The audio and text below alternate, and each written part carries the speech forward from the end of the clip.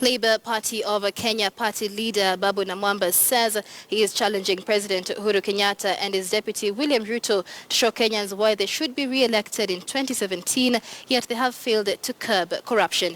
Speaking in Uasin Gishu County yesterday, Ababu said the ongoing parliamentary probe on the NYS saga has revealed a lot and wondered why the suspects are still at large. He says his party will not tolerate corruption if elected in 2017. ambaye ni mwanasiasa mashuhuri kuna wakati sasa anakuja kushughulikia mambo ya vijana. You know, as a president, you swore, you took an oath of office before the people of Kenya, indeed the whole world, and before God, to defend and protect the constitution of this land, to defend and advance the best interests of the people of Kenya. Corruption today threatens the very survival of our nation. When money is stolen from the health department, it puts to risk the health and the lives of all our people. When money is stolen from the education department, it threatens the learning, the advancement of our young people in this country, who are the drivers of the future of this land. When money is stolen from roads, from water, from all the key drivers of the economy, it puts to risk the very survival of our nation. And I want to challenge the president. Use this opportunity to demonstrate that you don't just talk the talk, indeed you can walk the walk in the fight against corruption. We have had enough talk. We have had enough whining. Now let us see some action. We know people like Uhuru, what are they still roaming around this country? I saw some young girl appear before Parliamentary Committee bragging how she could withdraw from the bank 60 million shillings in cash and play around with the 60 million like loose change. What is that girl still doing out here? These are jailbirds. Now, Amani National Congress party leader Musalia Mudavadi is asking all opposition party leaders to hold talks and come up with the National Super Alliance so as to take over power from the Jubilee Party in 2017. Mudavadi, who is eyeing the presidency, says a Jubilee Party led by President Uhuru Kenyatta and his deputy William Ruto has messed the country following the massive cases of corruption witnessed during the 4 years in power. He called on court leaders Raila Odinga, Kalonzo Musyoka and Moses Wetangula to come together and form the alliance, as it was the only way to remove the current regime from power. 20 watu wamepora mali 1.6 billion. Wewe unakuja unasema si wewe, bali unasema ni ofisi ya deputy party leader. Sasa sisi tunangoja na yule sasa atatoka kwa deputy president, naye wakati bunge tamuita naye atasema nini? Sasa mambo kama haya ndio sisi tunasema tumechoka. Tumechoka na wakati umewadia katika kura zijazo. Watu waangalie. Na ndio kwa sababu tunasema tunataka tuunde National Super Alliance. NASA. Yaani wale wanaiba pesa za wakina mama wanaswe.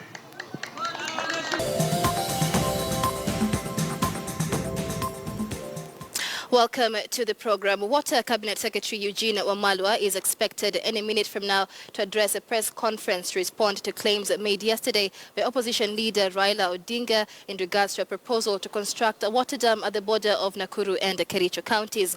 Raila said yesterday that a very dangerous dam project is underway and that the water project would devastate not only the water catchment areas of the Mau, but would also turn parts of Bomet, Migori, Nyamira, Kisumu and Kericho counties into near deserts. Let's now cross over to Mount Elgon, where Cabinet Secretary Eugene Wamalwa joins us live. Mr. CS, many thanks for joining us here on KTN News for this exclusive interview. Serious allegations have been made by Raila Odinga, first of all terming this a secret project. What do you have to say about that?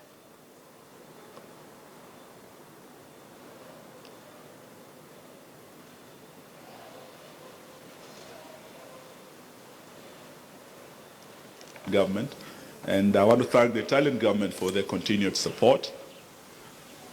And this is not the only project we are doing with it.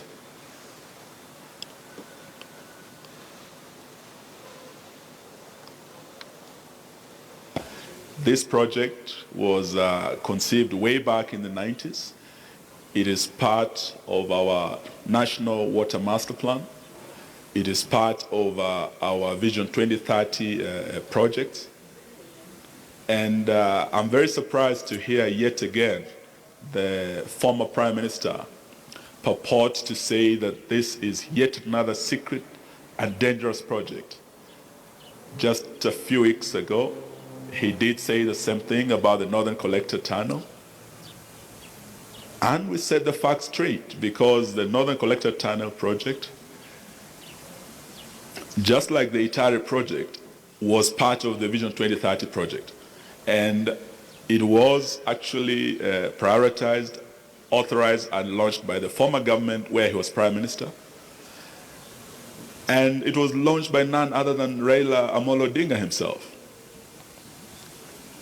Now, for the Itare one, it was also conceived before.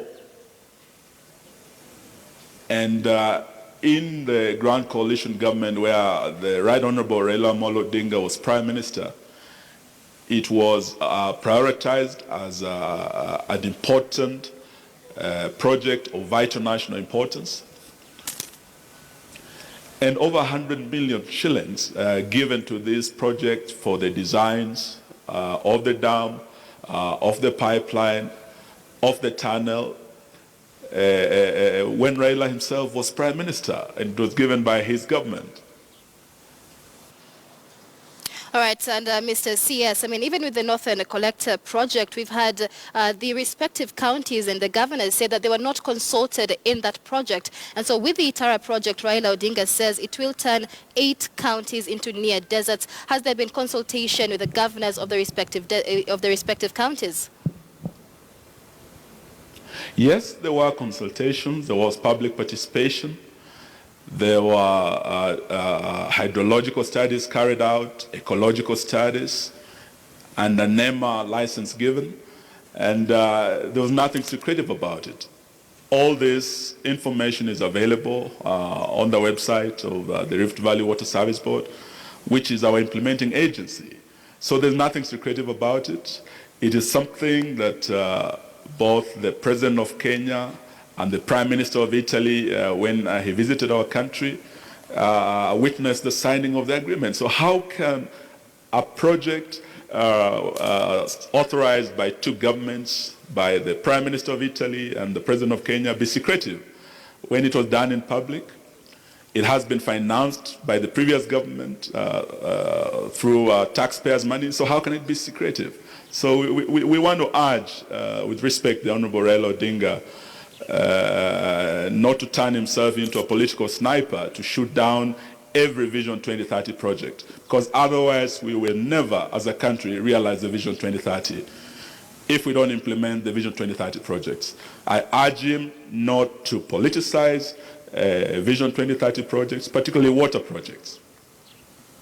All right, thank you very much, Eugene Wamalwa, the Cabinet Secretary for Water, speaking to us live from Mount Elgon. Many thanks for speaking to us.